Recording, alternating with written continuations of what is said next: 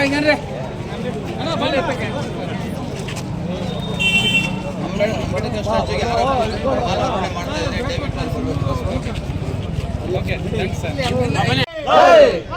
ಪಕ್ಷಕ್ಕೆ ಮುನಿಯಪ್ಪನವ್ರಿಗೆ, ಡಾಕ್ಟರ್ ಬಾಬಾ ಸಾಹೇಬ್ ಅಂಬೇಡ್ಕರ್ ಅವ್ರಿಗೆ, ಸಿದ್ದರಾಮಣ್ಣನ್ಗೆ, ಡಿ.ಕೆ. ಶಿವಕುಮಾರ್ ಅವ್ರಿಗೆ, ಕೀರ್ತಿ ಸುರೇಶ್, ಸಾಮಾನ್ಯ ಕಾಂಗ್ರೆಸ್ ಕಾರ್ಯಕರ್ತರಿಗೆ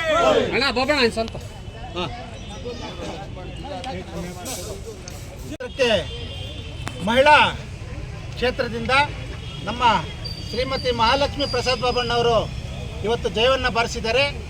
ಅವರು ಜಯವೇರಿಯನ್ನು ಬಾರಿಸಿದ ತಕ್ಷಣ ವಾಲ್ಮೀಕಿ ಪುತ್ಥಳಿಗೆ ಮಾಲಾರ್ಪಣೆ ಮಾಡಿದ್ರು. ನಂತರ ಮಹಿಳಾ ಮೀಸಲಾತಿಯನ್ನು ಜಾರಿಗೆ ತಂದ ಡಾಕ್ಟರ್ ಬಿ.ಆರ್. ಅಂಬೇಡ್ಕರ್ ಅವರಿಗೆ ಮಾಲಾರ್ಪಣೆ ಮಾಡಿದರು.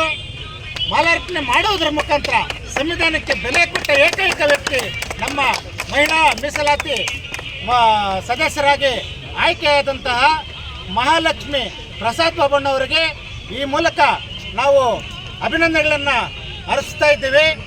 ನೋಡಿ, ಅವರು ಕಾಂಗ್ರೆಸ್ ಪ್ರಾಮಾಣಿಕ ಕಾರ್ಯಕರ್ತರು, ನಗರಸಭೆ ಅಧ್ಯಕ್ಷರಾಗಿ 5 ವರ್ಷ ಒಳ್ಳೆ ಆಡಳಿತವನ್ನು ಕೊಟ್ಟಂಥ ಇತಿಹಾಸ ಈ ಕೋಲಾರ ನಗರಕ್ಕಿದೆ.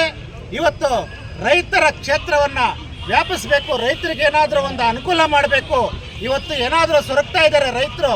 ಆ ಹಾಲು ಕರಿಯಂಥ ಹೆಣ್ಣು ಮಕ್ಕಳಿಗೆ ಏನಾದರೂ ಒಂದು ಡೈರಿ ವ್ಯವಸ್ಥೆ ಇಲ್ಲ. ಹಳ್ಳಿಗಳಲ್ಲಿ ನಾವು ಓಡಾಡಿದ್ವಿ, ಇದುವರೆಗೂ ಗೆದ್ದಂಥವರು ನಿವೇಶನ ಕೊಟ್ಟಿಲ್ಲ, ಒಂದು ಡೈರಿ ಕಟ್ಟಡ ಕೊಟ್ಟಿಲ್ಲ.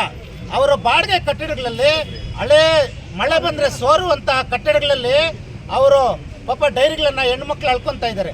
ಇವತ್ತು ಅವ್ರಿಗೆಲ್ಲ ಕೂಡ ನಮ್ಮ ಮಹಾಲಕ್ಷ್ಮಕ್ಕನವರು ನಿವೇಶನಗಳನ್ನು ಮಂಜೂರು ಮಾಡುವಂಥ ಭರವಸೆ ಕೊಟ್ಟಿದ್ದಾರೆ. ಪ್ರಣಾಳಿಕೆಯಲ್ಲಿ ಇವತ್ತು ಅವರು ಕಟ್ಟಡಗಳನ್ನು ಕೊಡುವಂಥ ಭರವಸೆಯನ್ನು ಕೊಟ್ಟಿದ್ದಾರೆ. ಇವತ್ತು ಮಹಿಳಾ ಒಂದು ಹಾಲು ಉತ್ಪಾದಕರಿಗೆ, ಮಹಿಳಾ ಹಾಲು ಉತ್ಪಾದಕರ ಸಹಕಾರ ಸಂಘಗಳಿಗೆ ಸಕಲ ಸೌಕರ್ಯಗಳನ್ನು, ಮೂಲಭೂತ ಹಕ್ಕುಗಳನ್ನು ನೀಡುತ್ತೇವೆ ಅಂತ ಇವತ್ತು ಡಾಕ್ಟರ್ ಬಿ.ಆರ್. ಅಂಬೇಡ್ಕರ್ ಅವರಿಗೆ ಮಹಿಳಾ ಮೀಸಲಾತಿಯನ್ನು ಜಾರಿಗೆ ತಂದ ಆ ಮಹಾನುಭಾವರಿಗೆ ಮಾಲಾರ್ಪಣೆ ಮಾಡೋದ್ರ ಮುಖಾಂತರ ಇವತ್ತು ವಿಜಯೋತ್ಸವವನ್ನು ಆಚರಣೆ ಮಾಡಿದರು. ಕೋಲಾರ ಜಿಲ್ಲೆಯಲ್ಲಿ ಗೆದ್ದಂಥ ಯಾವ ನಿರ್ದೇಶಕರು ಕೂಡ ಅಂಬೇಡ್ಕರ್ ಅವರಿಗೆ ಗೌರವ ಕೊಡಲಿಲ್ಲ. ಇವತ್ತು ವಾಲ್ಮೀಕಿ ಅವ್ರಿಗೆ ಹಾರ ಹಾಕಿದ್ರು, ಬಾಬಾ ಸಾಹೇಬ್ ಅಂಬೇಡ್ಕರ್ಗೆ ಹಾರ ಹಾಕೋದ್ರ ಮುಖಾಂತರ ಇವತ್ತು ಹಾಲಿನ ಉತ್ಪಾದಕರಿಗೆ ಇವತ್ತು ಸಕಲ ಸೌಕರ್ಯಗಳನ್ನು ನಾವು ಕೊಡ್ತೀವಿ ಅಂತ ಆಶ್ವಾಸನೆ ನೀಡೋದ್ರ ಮುಖಾಂತರ ಅವರು ಸಂಭ್ರಮಾಚರಣೆ ಮಾಡಿದ್ದಾರೆ. ಅವರಿಗೆ ಅನಂತ ಧನ್ಯವಾದಗಳು.